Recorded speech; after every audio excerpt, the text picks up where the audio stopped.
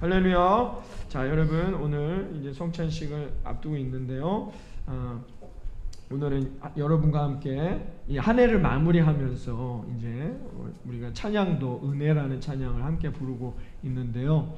하나님의 은혜가 얼마나 컸고 지금까지 인도하신 은혜가 얼마나 우리의 삶에 깊었는지를 기억하자는 거죠.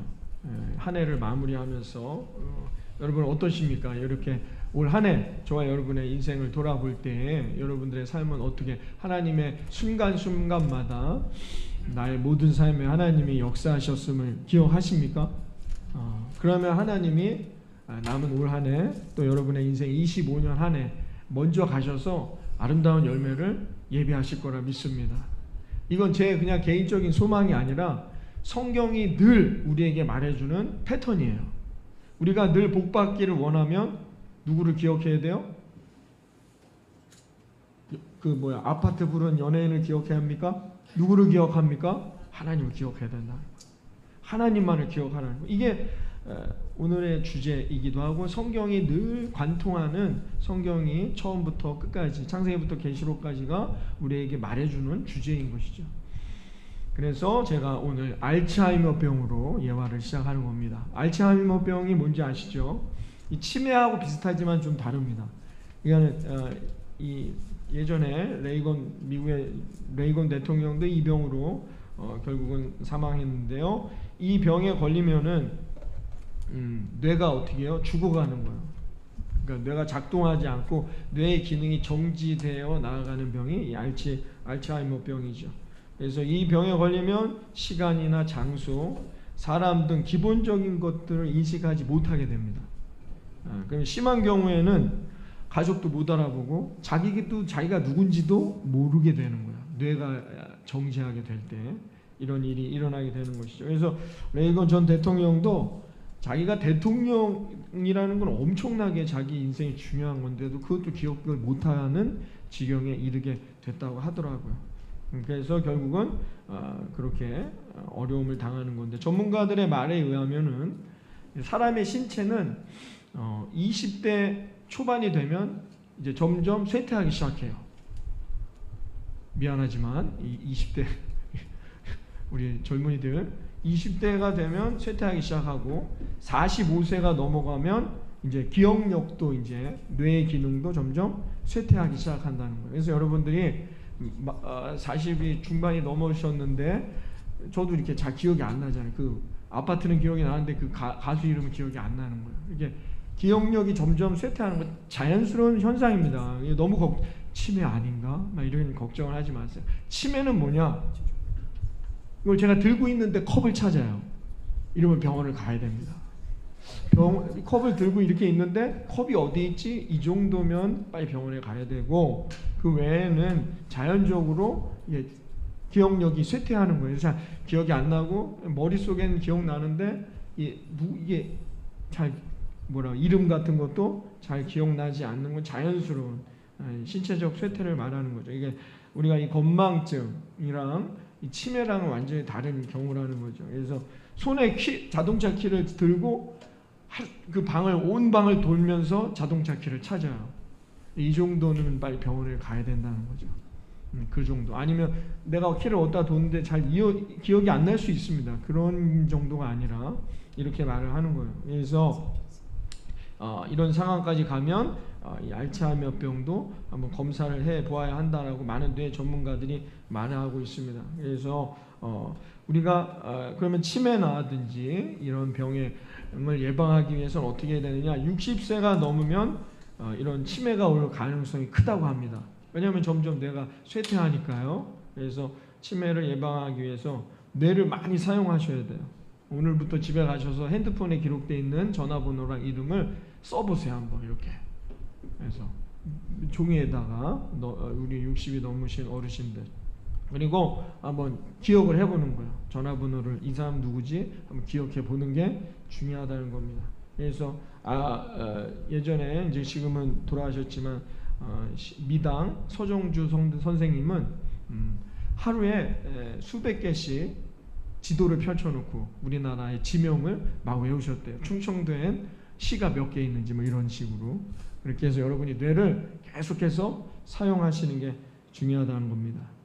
제가 이 예화를 왜 얘기하는지 아시겠죠? 신앙생활을 하는 데에도 알츠하이머병에 걸려서 신앙생활을 하는 이들이 많다는 거예요. 내가 왜 여기 앉아 있는지도 몰라요. 여러분 왜 오늘 말씀을 듣습니까? 오늘 뭐 찬양, 우리 안호랑 청년 나의 힘이 되신 여호와야, 너무 은혜로운 찬양이었는데, 우리 성가대도 찬양인데 왜 찬양하는 거죠? 내가 찬양하는 이유를, 내가 기도하는 이유를, 하나님 앞에 예배하는 이유를 잊어버리고 산단 말이에요. 신앙생활에도 이 영적인 알츠하이머병에 걸려서 살아가는 사람들이 많이 있다는 겁니다. 나는 어디로 가는지, 왜 예수 믿는지를 다 잊고 사는 경우가 많이 있다는 것이죠. 그래서 이런 신앙의 지경에까지 가면 안 된다는 거예요. 그래서 우리는 어떻게 해요? 하나님은 늘 우리가 이런 영적 알츠하이머병에 걸리지 않기를 원해요. 도대체 나는 오늘 왜 예배하는지, 왜 오늘도 내가 하나님 앞에 헌신하는지, 말씀 듣는지, 기도하는지, 이 분명한 목적, 나는 어디로 가고 있는 것인지에 대한 분명한 자기 확신이 필요하다는 거죠. 그래서 이것을 갖고 신앙생활하기를 늘 하나님은 강권하신다는 겁니다. 그래서 우리가 늘 여러분 이것을 잊지 마시고 신앙생활을 하는 동안에 하나님의 은혜를 기억하고 살아가는 저와 여러분이 되기를 바라겠습니다. 그런데 사실 막상 늘 기도하면 하나님을 기억하지 않을 수 없어요. 그렇죠? 늘 기도한다는 건 말씀 듣고 기도하는데 그 하나님을 잊기가 어려워요. 늘 여러분 예배드리면 성가대도 연습하고 하면 찬양하다 보면 하나님의 은혜를 기억하기가 어렵지 않아요. 그래서 많은 사람들이 이렇게 말할 수도 있어요. 목사님, 저는 늘 은혜 받는 자리에 있기 때문에 하나님을 잊지 않을 거예요. 걱정하지 마세요 라고 이야기하는데요, 여러분 그렇지 않아요. 누구도 장담할 수 없습니다. 하나님은 그런 말씀 믿지 않아요. 그래서 하나님이 이런 성경에 이런 말씀을 오늘 주신 거예요. 그래서 왜 그러면 이런 일들을 경험하고 하나님을 잊게 되는지 12절, 오늘 본문에 12절에 이렇게 말해주고 있습니다. 한번 볼까요? 12절 말씀 보겠습니다. 내가 먹어서 배부르고 아름다운 집을 짓고 거주하게 되며 라고 말합니다. 그리고 또 그 다음에 이어서 내 우양이 번성하며 내 은금이 증식되고 소유가 다 풍부하게 되면 내 마음이 교만하여 내 하나님 여호와를 잊어버릴까 내가 걱정한다 라고 하나님께서 말씀하고 있습니다. 언제 이 병에 걸리느냐? 하나님을 잊어버리는 병에 언제요? 내가 풍성해질 때, 내가 부유해질 때, 모든 것이 이렇게 풍요로워질 때 어떻게 해요? 우리가 하나님을 잊어버리게 된다라고 성경은 말해요. 그럴 가능성이 크다는 것이죠. 그걸 늘 경계하라고 하나님은 이스라엘 백성들에게 이야기해 주셨습니다. 여러분이 잘 알다시피 이스라엘 백성들은 노예 생활을 했습니다. 그래서 그 삶은 풍요로운 삶이 아니었어요. 모든 게 척박하고 힘들고 어려워. 얼마나 먹고 살기도 힘든 상황 가운데 육체적으로나 정신적으로나 고통 가운데 있는 비참한 생활이었습니다. 그러다가 이런 삶을 살다가 하나님의 은혜 가운데 이들이 어떻게 해요? 해방됐단 말이에요. 노예의 삶에서 해방돼서 자기가 스스로가 주인된 삶을 살게 됐습니다. 얼마나 좋습니까? 얼마나 좋아요. 그런데 어떻게 해요? 그 자기가 주인 되니까 어떻게 해요? 점점 하나님을 잊게 됐단 말이에요. 자신들이 원하는 삶의 방향으로 살아가려고 했다는 것이죠. 그래서 하나님이 어떻게 해요? 그것을 지금 치우게. 그래서 광야로 보신 거예요. 이들을 바로 가나안 땅, 6개월만 가면 갈 수 있는 땅이었어요. 가나안을. 근데 하나님이 이스라엘 백성을 홍해를 건넌 다음에 어떻게 하셨느냐? 홍해를 건너고 바로 가면 6개월 만에 가는 길이에요. 근데 돌아가게 하셨어요. 밑으로. 그 길도 한 1년이면 갈 수 있는 거리인데도 어떻게 해요? 거기서 40년 동안을 하나님이 광야 생활을 하게 하셨단 말이죠. 왜요? 하나님만을 기억하게 하려는 거예요. 하나님이 이 모든 것을 지금까지 내가 여기까지 온 것이 모든 것이 하나님의 은혜입니다. 이 고백을 잊지 말라는 거예요. 그래야 여러분 25년에도 하나님이 예배하신 은혜와 복을 받게 되는 거예요. 이건 제가 그냥 말씀드린 게 아니라 하나님의 약속인 거예요. 그게 오늘 이 본문 신명기서 8장의 내용이 되는 것이죠. 그래서 하나님은 그것을 기억하라고 우리에게 고난, 광야의 길을 주신다라고 성경이 오늘 말하는 거예요. 왜 너희가 광야에 있는가? 너희가 힘들고 뭐 먼지만 먹고 그렇게 살라고 하는 게 아니라는 거예요. 광야에서 하나님을 만나라는 거예요. 하나님을 기억하라는 것이죠. 여러분, 저희 딸도 어제 밥 먹다가 어금니가 빠졌는데 치과를 이렇게 가지 않습니까? 때가 되면 이렇게 가서 이도 빼고 막 합니다. 얼마나 뭐라고 합니까? 그 기계 소리. 제가 어릴 때 제가 이가 흔들릴 때 엄마랑 가기 싫은 걸 엄마가 1시간 동안 끌고서 치과 앞에까지 왔습니다. 거기서 엄마가 잠시 등록하기 위해 제 손을 놓는 순간 집으로 도망갔죠. 그래서 엄마한테 엄청나게 혼났던 기억이. 너무 무서운 거야. 거기 그 기계 소리를 듣고 이를 빼야 된다는. 근데 엄마 입장에서 어떻게요? 그걸 안 빼면 안 되잖아요. 어떤 또 다른 질병으로 이어질 수도 있고 하니까 그렇게 한다는 것이죠. 여러분, 그래서 엄청나게 혼나고 다시 그 다음날 손에 붙잡혀 질질 끌려갔던 기억이 있습니다만은, 그때 이제 제가 엄마의 타협에 의해서 엄마가 이 일을 빼면 네가 원하는 장난감 하나 사주겠다는 말씀에 제가 얼른 들어갔던 기억이 있습니다. 부모님들은 왜 이렇게 하시는 거죠? 왜 이렇게 합니까? 그 치료받을 때 얼마나 아픕니까? 아마 난리가 나지 않습니까? 부모님 입장에서 얼마나 가슴 아프겠어요. 그러나 이 순간을 지나가야 돼요. 이 순간을 지나야 건강해지고 잇몸도 치아도 잘 자라고 할 거 아닙니까? 부모님이 그것을 알기 때문에 이와 같이 한다는 것이죠. 하나님도 마찬가지예요. 하나님이 왜 우리에게 고난, 광야를 주실까요? 그 광야를 통과해야만이 사랑하는 내 자녀가, 사랑하는 내 아들, 딸들이 더 건강해지고 하나님이 예비한 아름다운 장난감을 받을 수 있다는 거예요. 그 복을 주시기 위해서 잠깐의 고난이 우리에게 다가온다라는 것이죠. 이것이 하나님의 마음이다라는 걸 오늘 신명기 8장이 우리에게 말해주고 있습니다. 그래서 우리가 이 하나님의 마음을 읽어내야 한다는 것이죠. 하나님께서 모세를 통해서 이들을 해방시켜 주셨습니다. 그래서 이들이 사막에서 광야를 지나가게 되는데, 이 광야가 얼마나 힘든 곳이에요. 아침엔 덥고 밤엔 추운 곳이단 말이죠. 이 광야를 지나면 이스라엘 사람들은 하나님께 원망도 많이 하고 고집도 많이 피웠던 것입니다. 얼마나 힘들었겠습니까? 제가 아프리카 케냐에 선교를 간 적이 있었는데요. 한여름에 갔습니다. 한여름. 낮이 엄청나게 더워요. 근데 정말 저녁에는요, 침낭에 들어가 자야 됩니다. 침낭으로. 여기서 갈 때 꼭 침낭을 갖고 가야 된다고 해서 너무 이해가 안 됐어요. 여름 아프리카를 가는데 왜 침낭을 자꾸 갖고 가야 되나? 겨울용 침낭. 근데 밤에는 엄청 추워요. 가능합니까, 여러분? 그런 동네라면 거기가 이 아프리카나 중동 지방이 우리나라랑은 전혀 다른 기후예요. 그 광야가 그런 곳이다라는 거죠. 그러니까 어떻게 얼마나 힘들고, 그러니 이들이 원망하고 왜 하나님을 우리를 광야로, 왜 이렇게 아픈 데로 날 질질 끌고 온 것이지? 라고 불평할 수 있다는 것입니다. 그러나 그들은 하나님의 사랑의 마음을 잊지 못했어요.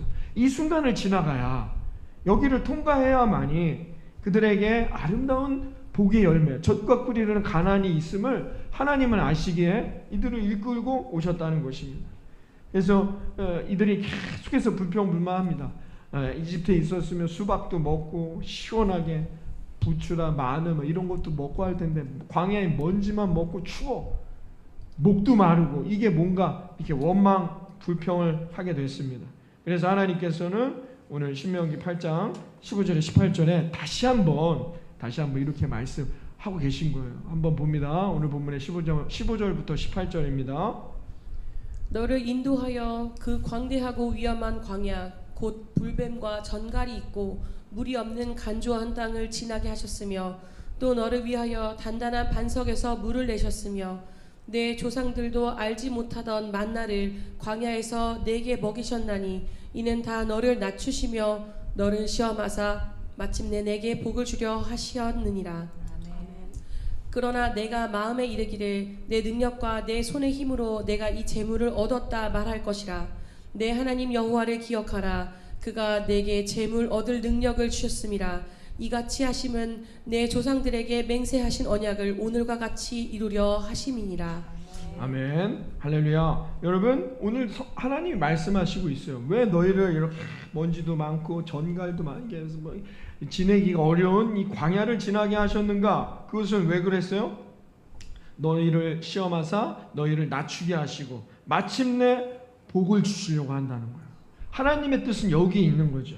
하나님이 주시는 복, 마침내 우리에게 재물을 주시려 한다는 겁니다.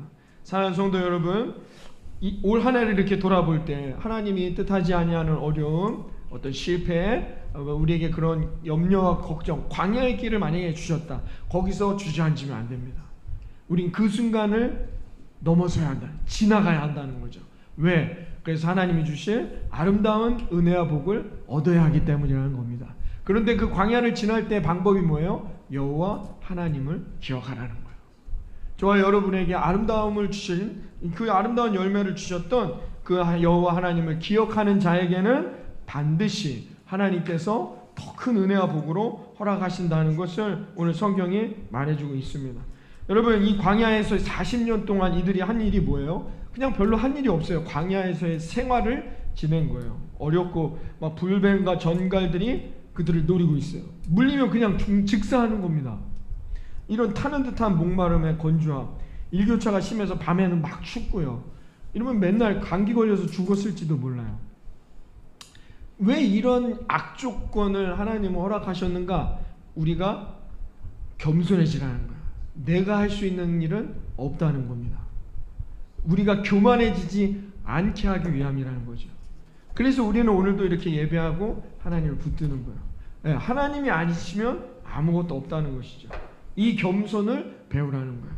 날마다 제가 말씀드리지만 제가 초등학생 때 배웠던 사회 시간에 4학년 때인가 배웠는데요. 그때 큰 충격을 받은 적이 있습니다. 우리나라는 연필심도 만들 재료가 없어 흑연도 수입하는 나라입니다. 다 수입해서 만드는 거예요.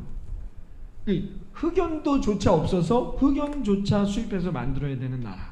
이게 우리나라의 현실이라는 거예요. 그래서 너희들 지금 있는 뭐 공책이나 연필도 다 아껴 써라. 선생님의 이 말씀을 들었는데 아껴 쓴다기보다 저는 이 나라가 그 정도도 안 되는가라는 생각을 했던 적이 있는데요.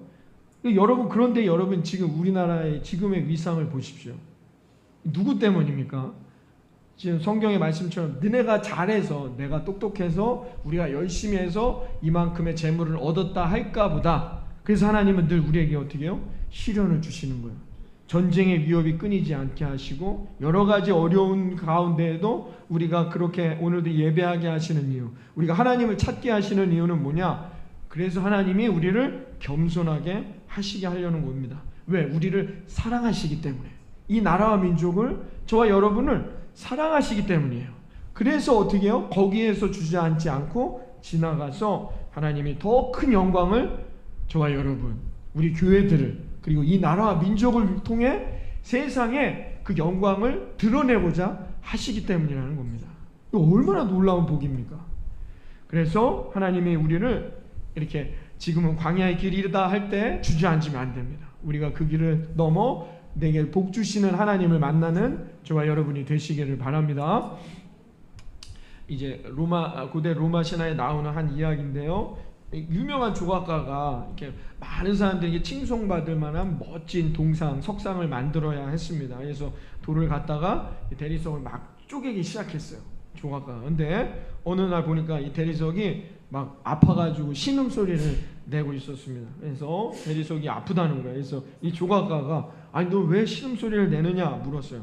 그랬더니 이 대리석이 아니 당신이 지금 이 날카로운 정으로 나를 막 지금 쪼개고 있지 않습니까? 당연히 아프니까 신음소리를 내고 있는 거 아닙니까? 그러니까 이거 좀 안 하면 안 됩니까? 이 쪼개지 말고 그냥 나 내비두면 안 되나요? 라고 물어봤어요. 그랬더니 이 조각가가 크게 꾸짖으면서 이 대리석에게 말했대요. 이 어리석은 대리석아, 내가 너의 몸을 이렇게 잘 다듬어서 세워놔야만이 너는 멋진 석상이 되는 것이다. 그래야 사람들이 너를 찬양하고 추앙하고 너를 바라보지, 이 한낱 대리석의 모습으로는 아무도 너를 쳐다보는 사람도 없던 거야. 그러니까 아프더라도 힘들더라도 잠시만 참고 기다려라 라고 이야기했다는 것입니다. 사랑하는 성도 여러분, 우리가 잠시 아프고 어렵다 할지라도 이 순간을 지나면 하나님의 자녀인 저와 여러분을 통하여, 하나님의 자녀된 이 몸된 교회인 이 교회들을 통하여, 이 나라와 민족을 통하여 하나님 영광 받으시고 하나님의 전능하심이 드러나는 놀라운 복을 얻게 될 거라 믿습니다. 그걸 우리를 사용하신다는 것입니다. 또 하나는 뭐냐면 우리에게 마침내 뭐래요? 마지막에 복을 주시기 위함이다 라고 말해요. 마침내 내가 너에게 복을 줄 것이다 라는 것입니다. 우리가 여러분 하나님의 궁극적인 목적은 뭐냐? 그 광야를 지나게 하심으로 우리에게 복 주시기를 원한다는 것입니다. 여러분이 이 하나님을 만나시기를 바랍니다. 나를 구원하신 하나님은 다 고백했어요.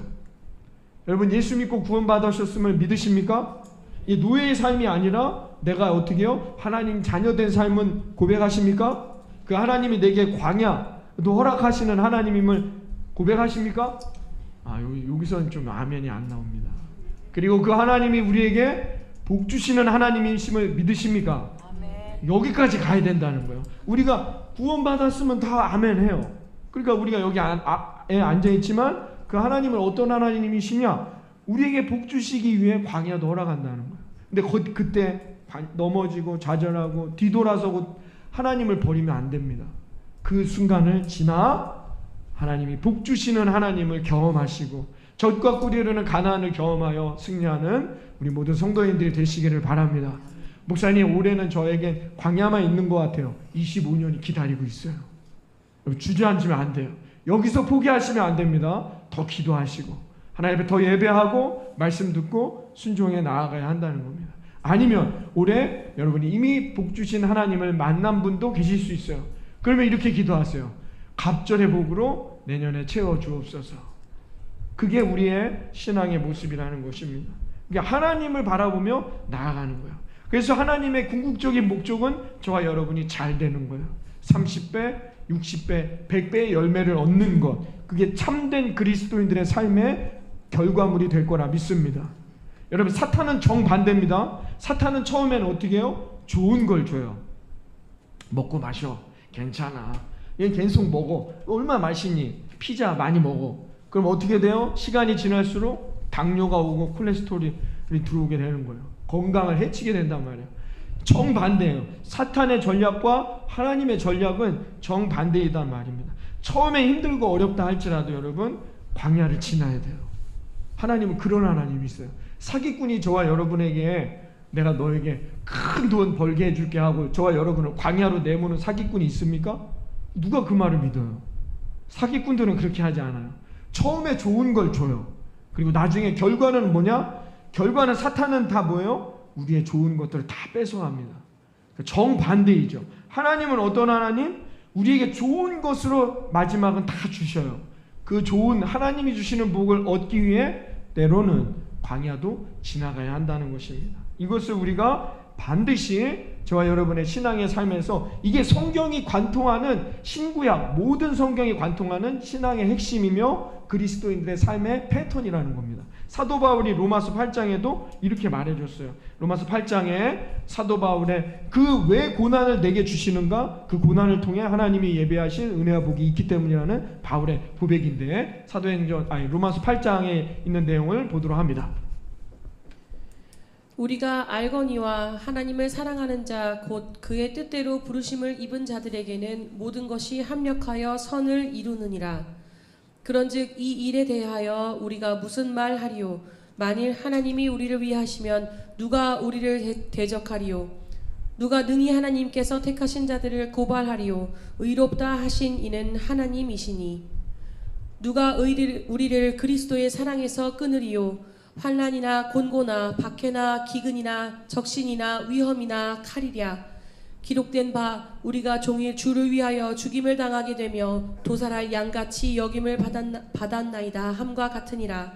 그러나 이 모든 일에 우리를 사랑하시는 이로 말미암아 우리가 넉넉히 이기느니라.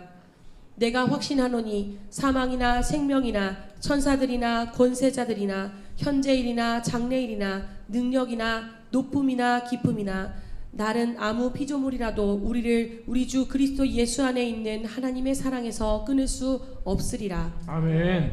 여러분 우리의 생애는 하나님의 사랑이 걸려 있습니다.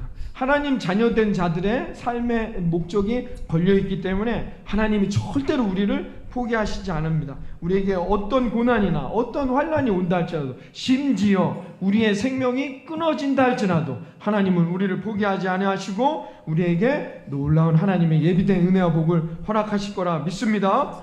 왜 하나님은 우리를 망하게 하지 않고 복 주신다고요? 하나님 자녀이니까. 하나님의 명예가 우리 때문에 걸려있단 말입니다. 아멘? 여러분, 이 놀라운 믿음, 이 놀라운 소망을 갖고 마침내 내게 복 주시는 하나님을 소망하시면서 이 12월 한 달도 그 예수 그리스도와 함께 여러분 승리에 나아가는 저와 여러분이 되기를 바랍니다. 실패할 수 있어요. 때로는 넘어질 수 있어요. 우리가 때로는 광야에 주저앉을 수 있다는 것입니다. 그럼 세상 사람들이 볼 때 그게 실패한 거요, 저주받은 거요, 넘어졌다라고 말할 수 있습니다. 그러나 예수 그리스도를 믿는 우리들에게는 그렇지 않아요. 그곳은 뭐예요? 광야의 길이라고 말해요. 그 길을 지나면 반드시 하나님께서 그 광야의 길을 지나게 하신 이유가 저와 여러분에게 복 주시기 위함임을 우리는 고백할 수 있기를 바랍니다. 그래서 여러분들이 그 광야의 길을 지나 마침내 하나님이 주시는 아름다운 은혜와 복을 얻고 그 믿음의 길에서 승리에 나아가는 저와 여러분이 되어주시기를 이 아침 주님의 이름으로 축원합니다.